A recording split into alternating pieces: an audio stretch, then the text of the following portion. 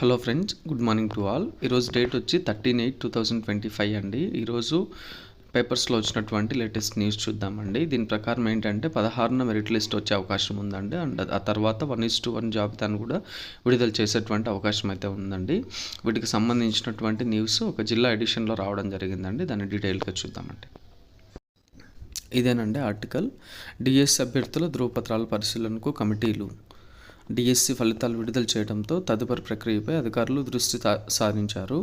ఎంపిక జాబితా ఇచ్చేలోపు ధృవపత్రాల పరిశీలనకు అవసరమైన కమిటీలు ఏర్పాటు చేసుకొని సిద్ధంగా ఉండాలని విద్యాశాఖ డైరెక్టర్ ఆదేశించారు. ఆ మేరకు జిల్లా విద్యాశాఖ అధికారి ఏ కిరణ్ కుమార్ నేతృత్వంలో 14 కమిటీలు ఏర్పాటు చేశారు. ప్రతి కమిటీలో 3 సభ్యులు ఉంటారు. ఉన్నత పాఠశాల ప్రధానోపాధ్యాయుడు, ఎంఈఓ, రెవెన్యూ శాఖ నుంచి డీటీ స్థాయి అధికారి వరకు ఉంటారు. అభ్యర్థుల కుల ధృవీకరణ పత్రాలను సరిచూడడానికి రెవెన్యూ శాఖ నుంచి ఒకరిని నియమించారు. త్వరలో పరిశీలనకు ఒక వేదిక ఖరారు చేయనున్నారు.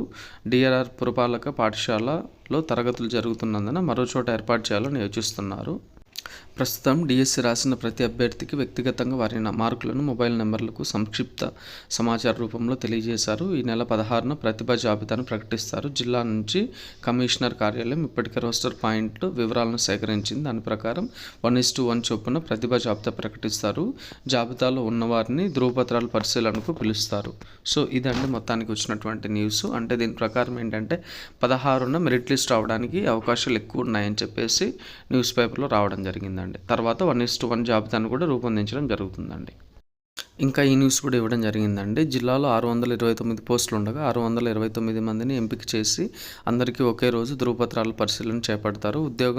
ఉద్యోగం పొందడానికి అర్హులైనప్పటికీ స్టడీ కుల ధృవీకరణ పత్రాల్లో ఏమైనా లోపాలు ఉంటే ఆ పేరు నిలిపివేసి ప్రతిభ జాబితాలోనే తర్వాత వారికి అవకాశం కల్పిస్తారు. ధృవపత్రాల పరిశీలన అనంతరం ఆ జాబితా ఆమోదం కోసం డైరెక్టర్ కార్యాలయానికి పంపుతారు. మొత్తం మీద ఈ నెలాఖరులోపు కౌన్సిలింగ్ ప్రక్రియ కూడా పూర్తి చేసి పోస్టింగ్లు ఇవ్వాలని ఉత్తర్వులు ఇచ్చినట్లు సమాచారం అని చెప్పేసి రావడం జరిగిందంటే అంటే మొత్తానికి ఈ నెలాఖరు లోపల పోస్టింగ్స్ రావడానికి అవకాశాలు ఉన్నాయండి. అండ్ అలానే విజయవాడకు సంబంధించినటువంటి ఈ న్యూస్ కూడా ఏబిఎన్ ఆంధ్రజ్యోతి పేపర్లో రావడం జరిగిందండి. ఫలితాలను విడుదల చేసిన ప్రభుత్వం ఉమ్మడి కృష్ణా జిల్లాలో 1208 పోస్టులు అని చెప్పేసి మొత్తం దీని గురించి కూడా ఇవ్వడం జరిగిందండి. మీరు కావాలంటే చదవచ్చండి.